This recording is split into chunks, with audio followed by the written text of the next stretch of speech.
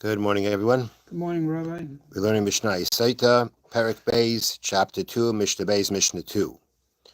Okay. Now we're continuing with the process of giving the woman who is a Sotah to drink the bitter water. So now we're at the point of Hayamevi Piyali Shalcheres Chadasha. He brought, meaning the Kohen brought, a new earthenware cup. It means it was never used before. The Noisen L'Seicha Chatzi Legmaya Min Hakiyar. And he puts into this cup a half a lug. A lug is a liquid measure. A half a lug of water from the kiyar. The kiyar was the basin of water that was located in the courtyard of the Beis Hamikdash. The laver. The laver, thank you. That the Kohanim would wash their hands and feet from before they would be doing the service in the Beis Hamikdash. Now that water and the kiyar is a klisharis, what we translate as a service vessel. It's a consecrated vessel for usage in the Beis Hamikdash. So the water that goes into there, the water in there is already consecrated.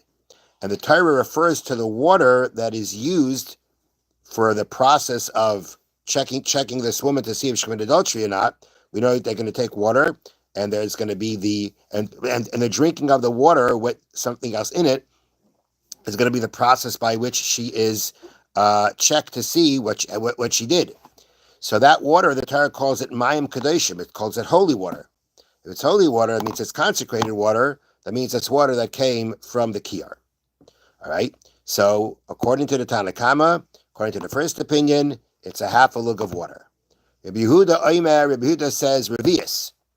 That's a quarter of a lug. That's a half of what the first opinion is. Kishemish Mamayit Beksav, the Mishnah comments regarding Rabbi Yehuda's opinion, the same way he minimized the amount of writing. We'll explain what that means soon. Kach Mamayit Bamayim, so too does he reduce the amount of water. Now, the Torah tells us, as we will be learning soon, that that part of the process is to write down the portion of the Torah that talks about the Sotah, to write it down on a piece of parchment. And then it's erased into this water. This water that we're talking about right now, the writing is erased into the water, and that's what she's going to drink. Now, the question is, how much of that portion of the Torah do you write, which we will again see in the future. Rabbi Yehuda is of the opinion, his opinion is the smallest amount. Meaning there's going to be a number of opinions how much is written, and he has the smallest amount of how much is written, and how much therefore erased into the water. So to say Rabbi Yehuda minimizes the amount of writing, he minimizes the amount of the water. You don't need as much water. And therefore, that's what the Mishnah means when he says, Rabbi Yehuda says it's a quarter lug, and the same way that he minimizes he minimizes the amount of writing that's erased, so too the amount of water that's involved. Next, so the Kohen has this cup in his hand. Nichnas laheichal upanav liyaminai. He enters the heichal, he enters the sanctuary. Upana laheichal limina, and he turns to his right. That means he's walking into the Beis Hamikdash itself, and he enters it and he turns to his right. Umaka yasham, and there was a place there. Amma al amma, a measurement of a cubit by a cubit. V'tafla shal shayish v'tabas haisakvuaba, and a tile of marble with a ring set into it was there.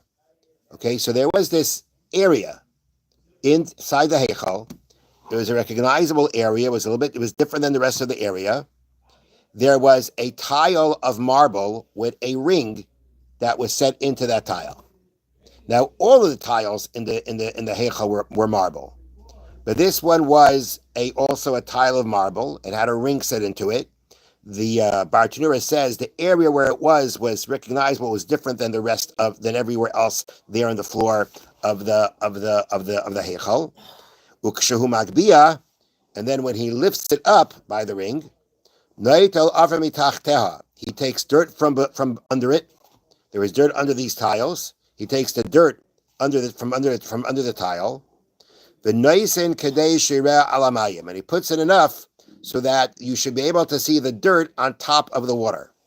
Shenemar, as it says, Mena afar shiyah bekarka mishkan, and from the dirt that will be on the floor, on the ground of the Mishkan, Yikach HaKoyen, the Koyen will take, V'nasan El Hamoyim, and he puts it to the water. I'm translating the words literally. He puts it to the water.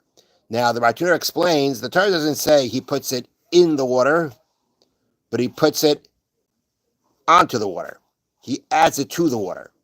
And therefore, that means that since the Torah didn't say to put it into the water, and let me say it too. The verse states that the earth is added to the water. That's v'nasan el. You add it to. This teaches, and it doesn't say you put it into.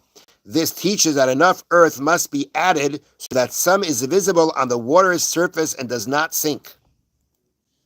You got to fill it up with, it seems like, you got to fill it up with some dirt, because typically the dirt's going to sink to the bottom. But you have to fill it up with enough that some is visible and does not sink. That is going to be part of this water that she drinks. And that's what we're saying here. That's the next step. The steps here in the Mishnah are getting the water and then putting the dirt into the water. Anything else you have to add? No. Not Okay. the water into the dirt. No, the dirt into the water. And then enough dirt in the water that some of it is visible on top and doesn't sink. Have a wonderful day and a wonderful Shabbos. Thank you, Rabbi.